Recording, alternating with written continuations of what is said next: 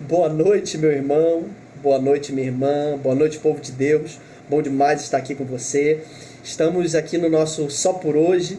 Prazer, eu sou o Thiago Fiuza. Se você faz parte dessa família, certamente você me conhece. Mas se você ainda não faz parte, seja bem-vindo. Nós somos a família Rio.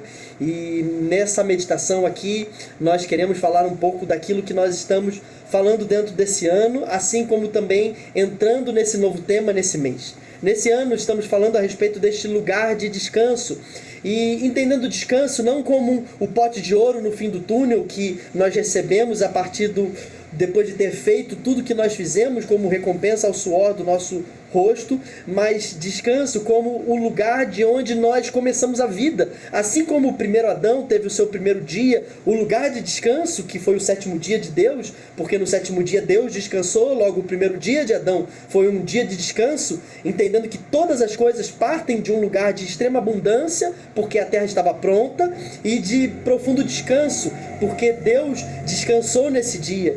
Nós também precisamos desenvolver a nossa vida, o nosso trabalho nesse lugar, não como uma expectativa de que ao concluirmos tudo vamos receber aquilo que tão queremos, mas sim o nosso trabalho como convicção de quem nós somos. Assim nós estamos nesse ano meditando nessa jornada do lugar de descanso, entendendo que não é um fim, mas sim na verdade uma jornada para tirar de nós tudo aquilo que nos impede de ver e viver assim como a realidade de Gênesis, no qual Deus já preparou todas as coisas, no qual é deste lugar de descansar nele, na sua obra, na sua provisão, na sua bondade, na sua graça, no qual nós passamos a fazer todas as coisas, não como uma expectativa, mas como uma convicção de quem somos, de quem Ele é, do que Ele nos enviou a fazer aqui nessa terra. Mas, pensando nesse lugar de descanso, Jesus nos convida para um caminho sempre que alguém se arrepende. Toda vez que alguém volta a sua face para Ele, reconhece que está cansado, sobrecarregado, que trilhou seus caminhos de forma independente e muda de direção, ou seja, se arrepende, olha para Jesus e encontra nele uma referência. E Jesus agora lidera todo aquele que se arrependeu, que voltou a sua face para Ele, que foi até Ele, dizendo: estou cansado e sobrecarregado, quero te seguir. E aí agora nesse caminho de seguir Jesus, existe, talvez nós conseguimos enxergar ali um padrão, olhando como a forma com que Jesus tratou os discípulos a partir desse lugar de arrependimento, no qual eles voltaram, largaram as suas coisas e o seguiram.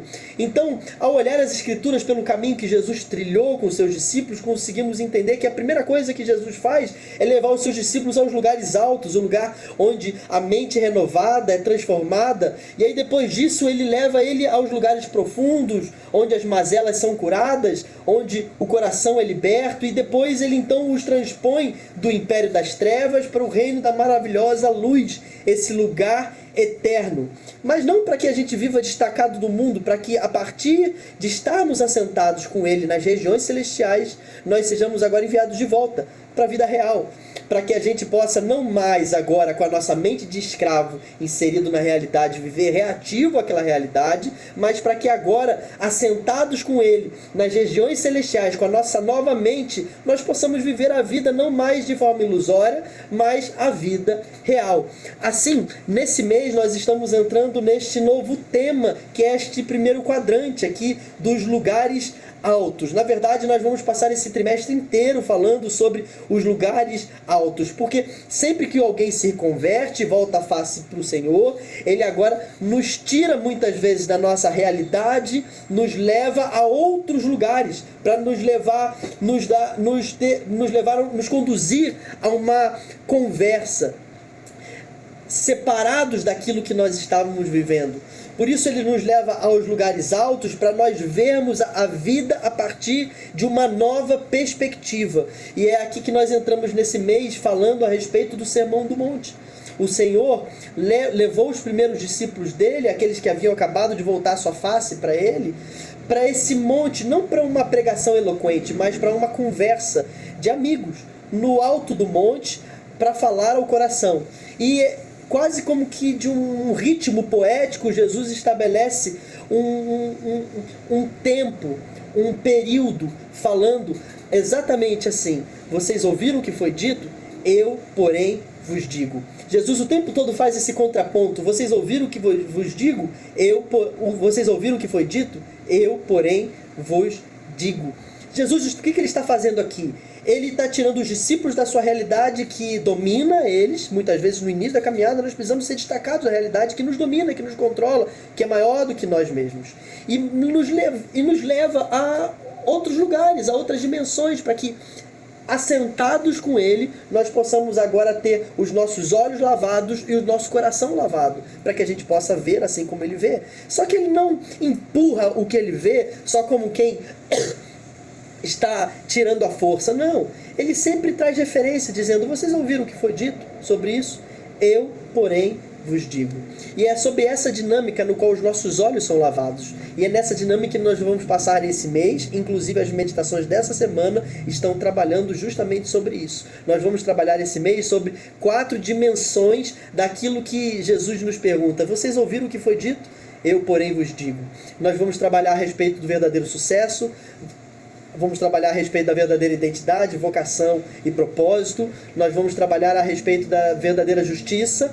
E nós vamos trabalhar a respeito dos verdadeiros princípios, no qual Jesus não veio estabelecer regras, ele veio, na verdade, estabelecer princípios, valores que se aplicam a qualquer dimensão da vida. E nesse lugar, o tempo inteiro nós vamos brincar com essa dimensão, com essa dinâmica de vocês ouviram o que foi dito. É assim que foi ensinado, assim que a religião pensa, assim que a cultura fala, mas eu, porém, vos digo. É isso que Jesus está dizendo, é isso que nós precisamos passar a enxergar. E vai ser uma jornada tremenda. Quero convidar você a mergulhar, a voltar às suas meditações lá, a compartilhar esse vídeo e deixar o Senhor meditar, o Senhor revelar ao seu coração, o Senhor ministrar ao seu coração com aquilo que Ele pensa, aquilo que Ele quer dizer a você. Permita com que Ele substitua aquilo que foi dito por aquilo que Ele, porém, vos diz.